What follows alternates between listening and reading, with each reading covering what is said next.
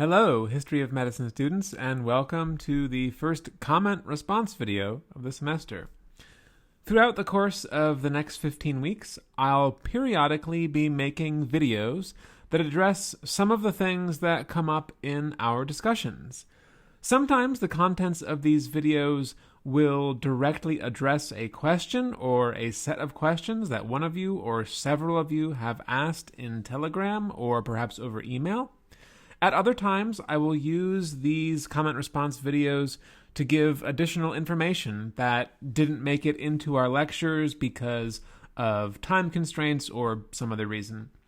And from time to time, I'll use these videos to provide collective feedback on quizzes and other assignments. The comment response videos are designed to kind of wrap up whatever it is we were dealing with in the previous week's classes, so they can be really helpful, and it's a good idea to get into the habit of watching them and listening to them. I try to post them on the first day of a new week whenever they go up. And for the first comment response video of the semester, I wanted to address some of the main things that came out of last week's discussions about styles of medical history. As we learned from our journey through the scholarship on this topic, there are today basically three different kinds of writing in this field. We have the educational or inspirational, we have the polemical, by which we mean writings that attempt to advance a particular agenda or who argue about who was right or wrong in the past. And we also have, most recently, the sociological, more academic style of writing that is prominent today and has been since the 1970s, particularly as history of medicine became established within university history departments. But as several of you pointed out, all of these three styles are very much still with us. We still have practitioner histories in addition to academic histories. And we saw from our discussion of the Emperor of All Maladies that the three of these styles can be combined, often within a single text. So in response, I asked about which of these three styles you think is preferable, and many of you voiced the opinion that the best strategy would be to combine all three of them, to reach out to as wide a range of audience as possible by mixing the pedagogical, the polemical, and the sociological in a way that creates an all-encompassing blend.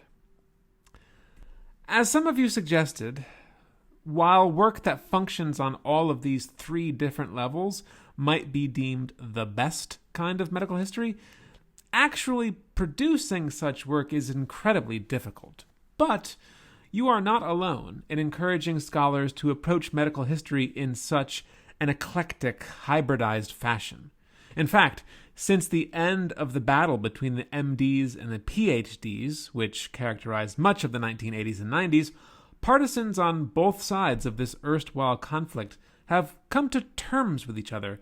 There's been a kind of rapprochement. And from this, we've gotten a new style of research and writing, one that both pays attention to what is called the internal logic of medicine and has lots of technical discussions, but also examines the social, economic, cultural, and political side of things. Importantly, the people doing this interdisciplinary work are not just clinicians or medical scientists like Siddhartha Mukherjee. Also, some of them are trained professional historians. One example among many that I might mention here is Baron Lerner. His 2014 book, The Good Doctor, A Father, a Son, and the Evolution of Medical Ethics, explores the history of American bioethics through an examination of the life and career of the author's father, a Jewish immigrant come doctor who practiced medicine in the U.S. from the 1950s through the 1990s. Like his father, Lerner is also a physician. He practices primary care at Bellevue Hospital in New York City. But he is also an academic with a PhD.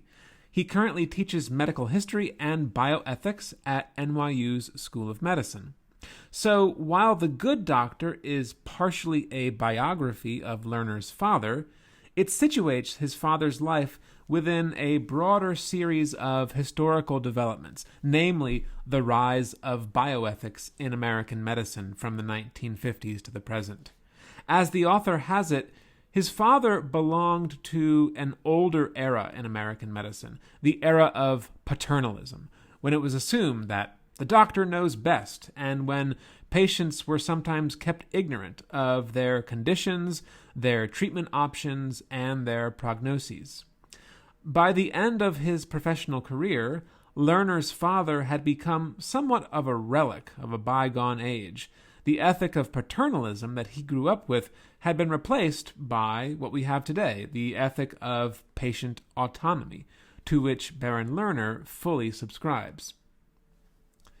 So, on the one hand, this is a polemical text because Lerner is loudly advocating for a particular kind of medicine, that which gives patients power to make medical decisions about their own lives. At the same time, the text is meant to inspire, because Lerner spends lots of time celebrating the work of his mentor, Albert Johnson, one of America's founding bioethicists. But this is not entirely in the great doctor's tradition.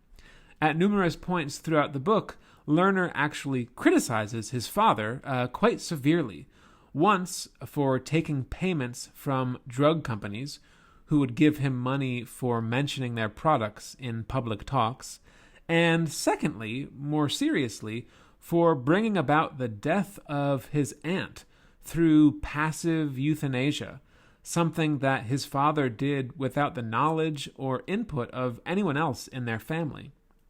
But the book is also sociological. One of the things that Lerner is trying to figure out here is how he and his dad have such different ethical orientations. They're both white men, they're both well-educated, they're both well-off, and they're incredibly similar in the fact that they both benefited from advantages of race, class, and gender. But their ethical mindsets could not be more opposed. This is where historical forces and factors come into play, and ultimately, as Lerner concludes, my beliefs, like my dad's, have been shaped by history. Books like Lerner's, fortunately, are becoming more and more of a possibility in the 21st century world of academic history. Increasingly, historians are combining the biological with the cultural, the medical with the sociological, the epidemiological with the political. One of the reasons for this is that universities are actually training people to be interdisciplinary scholars to a much greater extent than they were in the past. For example, within the United States, a number of academic institutions offer things like joint MD-PhD programs, where students are simultaneously enrolled in programs of clinical study and a field in the medical humanities, like medical sociology, medical anthropology, health economics, bioethics, or, of course, medical history. At the University of Wisconsin-Madison, for example, the Medical Scientist Training Program, or MSTP, offers an MD-PhD program in which pre-med courses, clinical rotations, and hospital internships are combined with PhD research and coursework. Among the various graduate programs one can enroll in here is the program in the history of science, medicine, and technology. And UW-Madison is far from unique in this regard. Within the U.S., there are several other major universities whose medical schools offer joint degrees in the social sciences and humanities. These include the University of Michigan, the University of California, Los Angeles, Michigan State University, Emory University, the University of Pennsylvania, which you see here on the screen, and Harvard. For more information about these programs, I'd suggest checking out the website of the Association of American Medical Colleges. The idea of joint interdisciplinary training like this dates back to the 1960s, when government health agencies began funding university programs designed to train so-called physician investigators, that is, people who were experts both in the biological, chemical, and physical sciences and social sciences and humanities like economics, ethics, history, anthropology, and sociology. In the US and Canada, There are currently around 17 of these programs, and in these, physician investigators are trained to examine the ways that disease, health, and healthcare are influenced by broader sociocultural, political, and economic forces. The goal, generally speaking, is to help clinicians become more sensitive and critical thinkers, to help them contextualize their practice by understanding the culture of medicine, and to better understand patients' experiences, values, and decisions. This reflects an increasing desire for doctors who have a diverse array of analytical skills, who can use these to move medicine from bench to bedside to curbside, as one recent study put it. MD-PhD programs are gaining in popularity. After graduation, many graduates go on to hold faculty positions in academic institutions, some in humanities and social science departments, and others in clinical or combined departments. Those outside of academia have gone on to positions in national, regional, and global health organizations, some private and others public. Only a few work in private practice full-time, but most devote at least some of their time to clinical work. Those who go into these programs tend to do so because they're looking for ways to do socially relevant clinical work, because they believe that medical practices can be improved through fieldwork and or archival research, and because they're looking for fresh, diverse perspectives on medicine, including those that examine the culture of medicine, or healthcare ethics, or healthcare policy. Within the U.S., one recent study of MD, PhD graduates concludes that their existence, quote, meets more recent calls for scholars who can increasingly understand complex connections between health, healthcare, society, social inequalities, and the globe. Indeed, there is growing recognition of the importance of social structural influences on health and healthcare, which physician investigators in SSH, that is, social sciences and humanities, are uniquely qualified to address. For these diverse reasons, it is especially important now to support trainees in these areas. All right, I'm going to have to leave it here for now. Thanks for watching this video, which has hopefully given you an even better sense of why medical history matters and how it can help us gain fresh, new, important perspectives on medical matters of all sorts. If you have any questions about things in this video, please do let me know. And of course, if you have questions about this week's lecture material, ask those as well. Who knows, my answers to them might end up in a future comment response video.